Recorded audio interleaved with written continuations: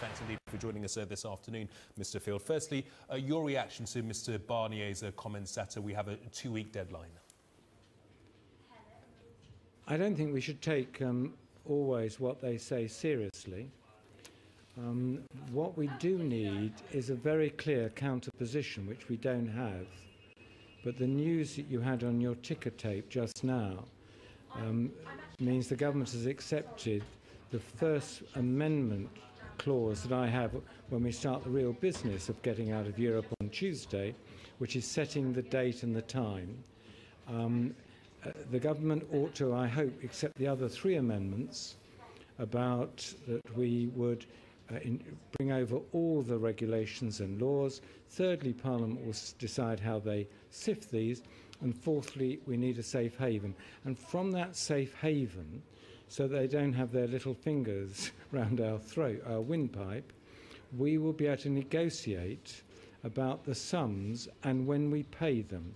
I mean, the European Union, when we cease to pay our contribution, will be in financial difficulties mega time.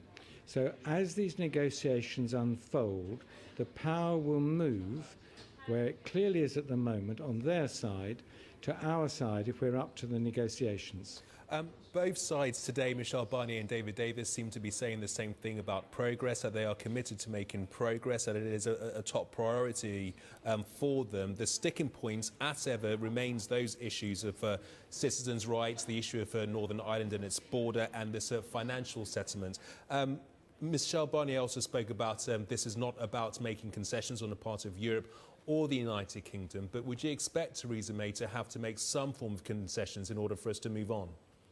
No, I think Theresa May ought to be much more clearly in control of these negotiations. We ought to, in fact, be having a Brexit cabinet, like a war cabinet, to drive through these negotiations. They are that important to this country. I think we should... What is the likelihood of that happening? A Brexit what is the likelihood of that happening? A Brexit multi-party cabinet? Well, I mean, it should be offered to be that. The country needs that. And after the budget, the Prime Minister will have a real opportunity of reorganising her government, and I hope she takes and is seen to, in a way that she hasn't up to now, be really running these negotiations, as Churchill was seen to be running the war.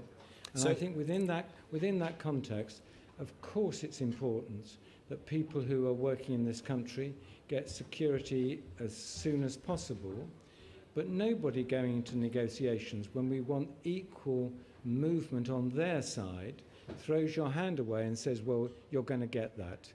They could have settled that early. They didn't. It's not our fault. It's the EU fault that we haven't given security to all those citizens either living in this country or our citizens living in the European community. That could have been done ages ago. They didn't want to do it. I guess we are where we are. What are your thoughts, your reaction to Lord Kerr's comments today that he believes that the Brexit process can be reversed and politicians are misleading the British public?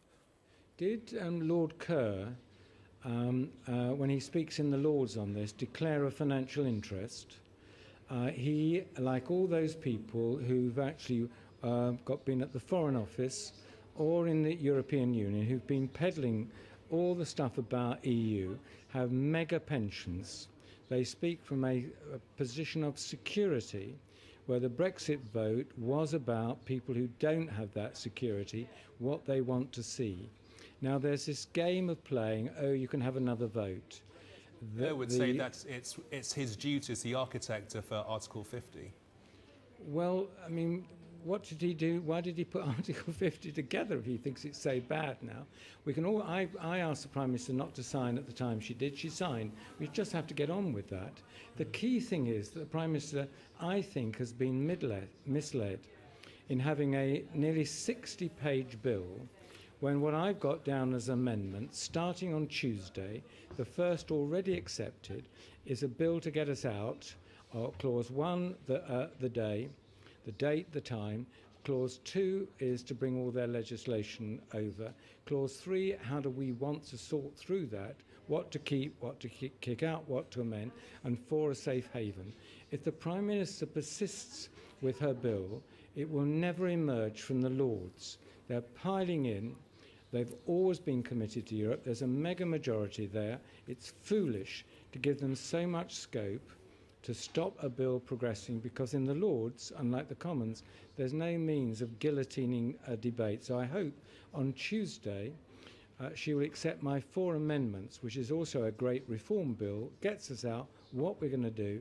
It doesn't take 60-odd pages. It hardly takes one side of legislation.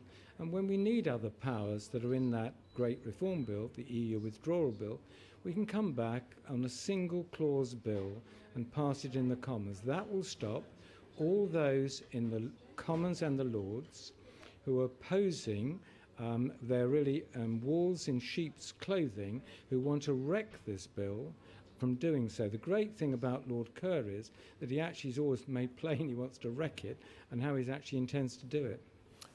Frank Field, many thanks indeed. Pleasure, thank you. Now, Uber